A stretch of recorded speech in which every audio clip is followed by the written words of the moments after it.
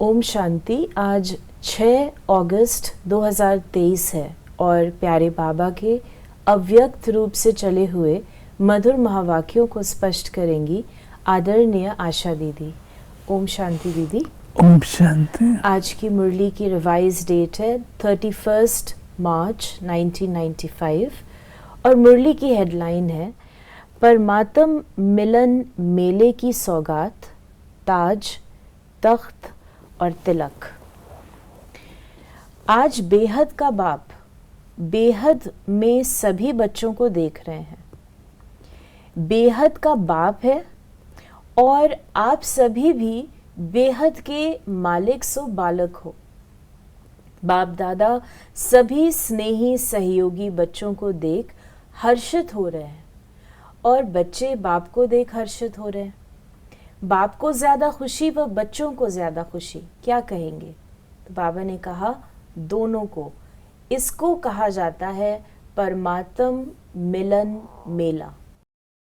यानी बाबा बच्चों से मिल रहे हैं, बच्चे बाबा से मिल रहे हैं, ये इस मिलन में खुशी है। तो उसको बाबा ने कहा इसको कहेंगे मेला। मेले में खुशी मिलती है ना। बाप दादा तो बच्चों के भाग्य को देख हर्षित होते हैं और दिल में गीत गाते हैं, वाह बच्चे वाह। जो भाग्य स्वप्न में भी न था, संकल्प में भी नहीं था, लेकिन अब साकार में श्रेष्ठ भाग्य अनुभव कर रहे हैं। हर एक के मस्तक पर श्रेष्ठ भाग्य की लकीर चमक रही है। सभी चमकते हुए सितारे होना, अपना ये श्रेष्ठ भाग्य स्मृति में रहता है ना। क्यों श्रेष्ठ भाग्य है? क्योंकि भाग्य विधाता द्वारा आप भाग्यवान आत्माओं का दिव्य ब्राह्मण जन्म हुआ है। बाबा ने बताया कि तुम्हारा श्रेष्ठ भाग्य कौन सा है, जो कम से भाग्य विधाता के द्वारा आपका जन्म हुआ, तो आप नेचुरली सबसे श्रेष्ठ भाग्यवान। भाग्य विधाता द्वारा जन्म होना ये सबसे नंबर 1 भाग्य है। साथ साथ सारे कल्प में किसी भी जन्म में एक ही परमात्मा बाप भी बने, शिक्षक भी बने, सद्गुरु भी बने और सर्व संबंध भी निभाए, ऐसा सतयुग से कलयुग तक किसको भाग्य मिला है? और अभी आपको मिला है।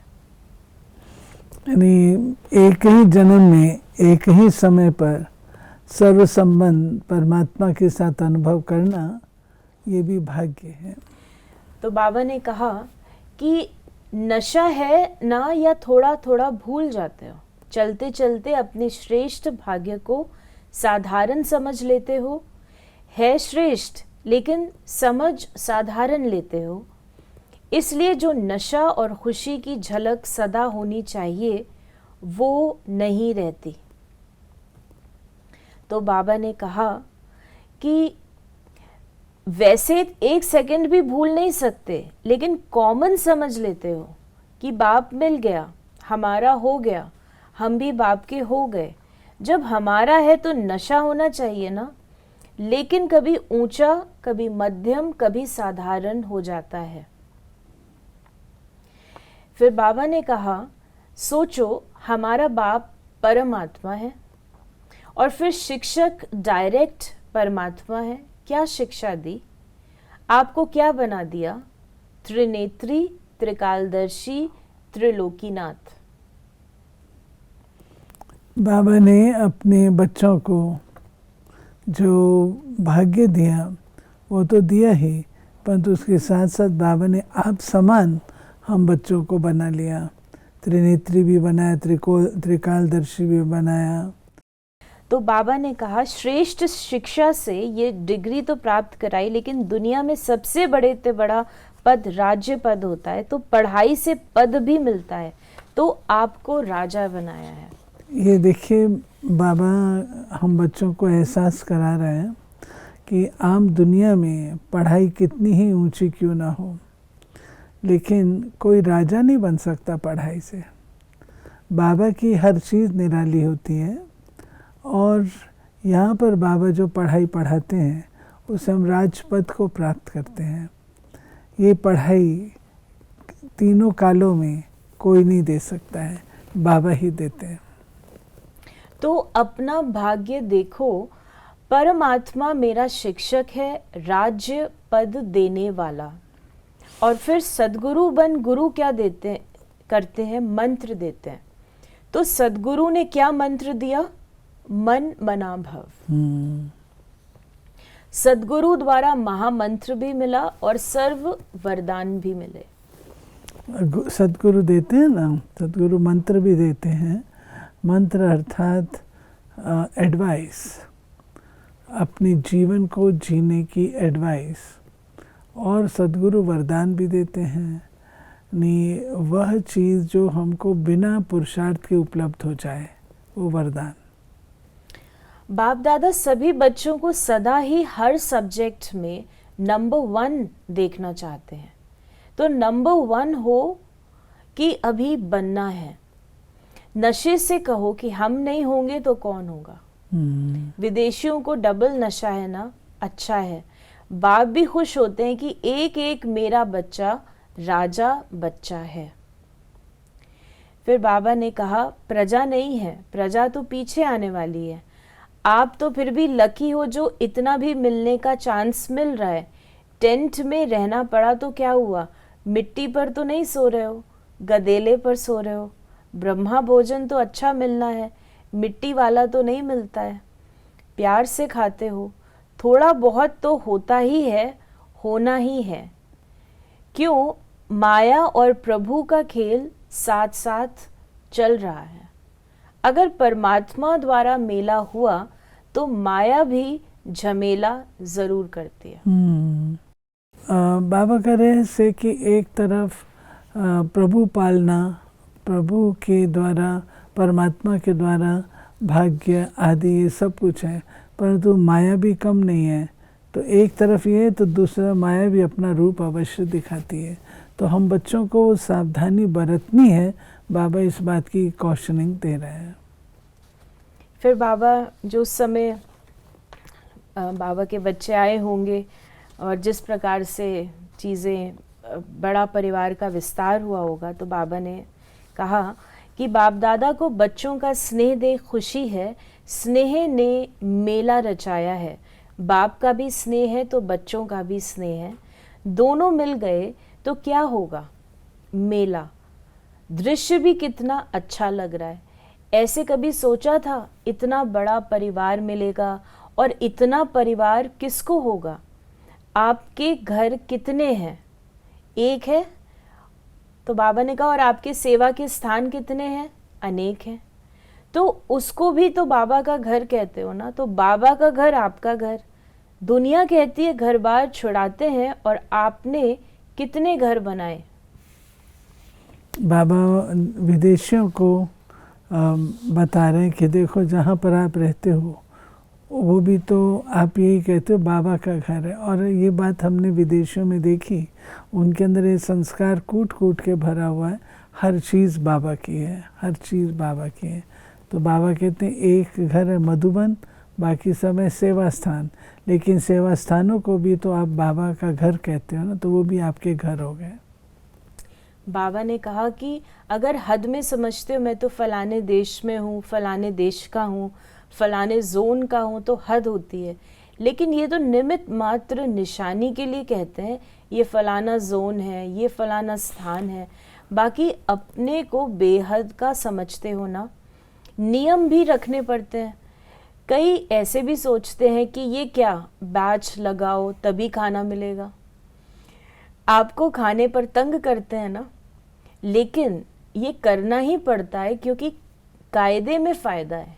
ये बंधन नहीं है, लेकिन विघ्नों से निर्बंधन बनाने का साधन है। संकल्प तो बाप के पास पहुंचते हैं ना, लेकिन मर्यादा पुरुषोत्तम आप ही हो ना, या सिर्फ बड़ी दादियाँ मर्यादा पुरुषोत्तम है, आप फ्री हो।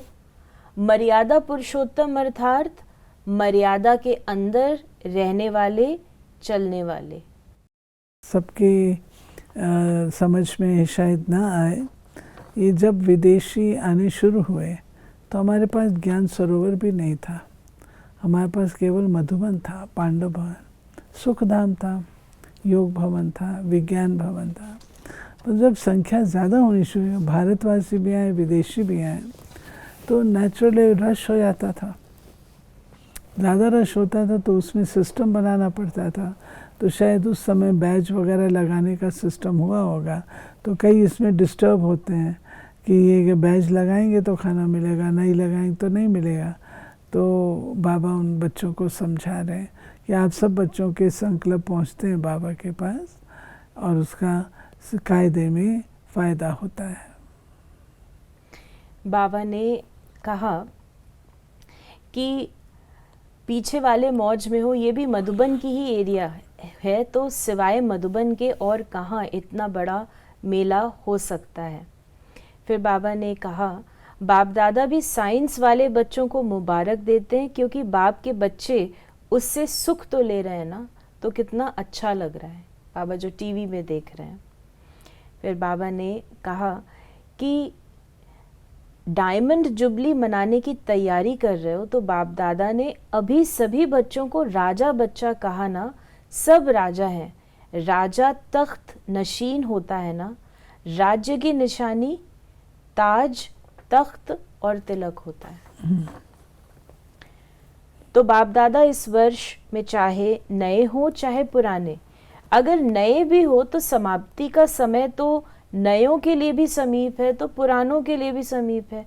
ऐसा नहीं समझना हमारे को भी 60 वर्ष शायद मिलेंगे, नहीं, आपको मेकअप करना है। अगर लास्ट आए हो तो फास्ट जाना है, लेकिन संपन्न होने का, समाप्ति का समय सबका एक ही है। इसलिए चाहे नए हो या पुराने हो, लेकिन मैं स्वराज अधिकारी आत्मा हूँ, सदा स्मृति का तिलक लगा हुआ है, कभी मिट जाए कभी लगा हुआ नहीं। राज्य अधिकारी अर्थात तिलकधारी, इस स्मृति का तिलक अविनाशी रहे, साधारण नहीं। फिर बाबा ताज, तख्त और तिलक तीनों का ही बाबा ने स्पष्टीकरण दिया है। फिर बाबा ने वरदान दिया, एकांत और एकाग्रता के अटेंशन द्वारा तीव्र गति से सूक्ष्म सेवा करने वाले सच्चे सेवाधारी भव। दूर बैठे बेहद विश्व के आत्माओं की सेवा करने के लिए मन और बुद्धि सदा फ्री चाहिए। छोटी छोटी साधारण बातों में मन और बुद्धि को बिजी नहीं करो। तीव्र गति की सूक्ष्म सेवा के लिए एकांत और एकाग्रता पर विशेष अटेंशन दो। बिजी होते भी बीच बीच में 1 घड़ी 2 घड़ी निकाल एकांत का अनुभव करो। बाहर की परिस्थिति भल हलचल की हो, लेकिन मन बुद्धि को जिस समय चाहो एक के अंत में सेकंड में एकाग्र कर लो, तब सच्चे सेवाधारी बन बेहद सेवा के निमित्त बन सकेंगे।